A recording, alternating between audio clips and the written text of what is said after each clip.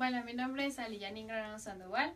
Yo os voy a explicar el último tema del temario de la materia de estadística aplicada en la criminología y la criminalística, que el tema es base de datos. Para entender base de datos vamos a definir lo que es un dato. Un dato es palabras y números que por sí solos no tienen un significado. Son símbolos que representan condiciones, hechos, situaciones o valores.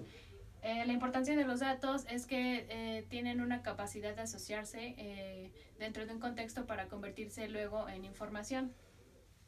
Después vamos a tener que la base de datos es un conjunto de datos relacionados, ordenados y organizados que se pueden consultar a través de un programa, y aquí nuestros datos ya tienen un significado.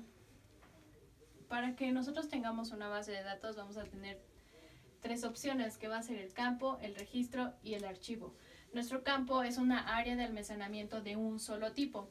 El registro va a ser una área de almacenamiento de varios tipos y el archivo va a ser la colección de estos datos, que son los anteriores. Para explicar mejor esto tengo una columna, una tabla, que va a ser, en ejemplo general, las personas que están privadas de su libertad.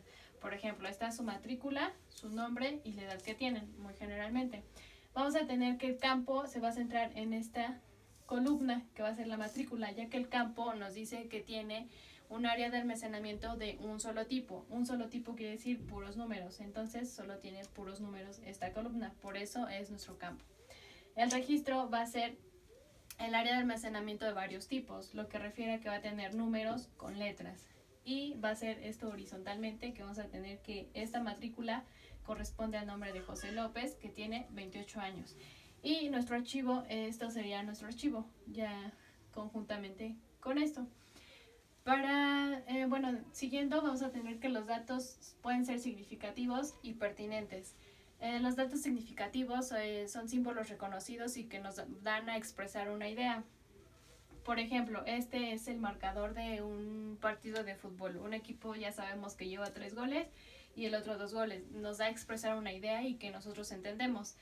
En los pertinentes se basa más históricamente, por decir, en la antigüedad los hombres marcaban en las cuevas cómo iban descubriendo las nuevas cosas, cómo cazaban a los animales, etc. Entonces ya es un dato pertinente, relevante, que no podemos cambiar y que pues es importante para nuestra historia porque fue como fue evolucionando el ser humano.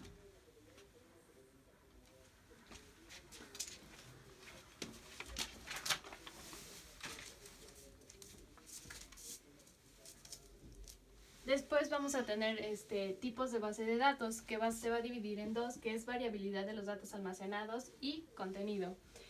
La variabilidad de los datos almacenados se divide en dos, que es estáticas y dinámicas. En las estáticas entendemos que va a ser un dato que no se puede cambiar, que así se va a dejar.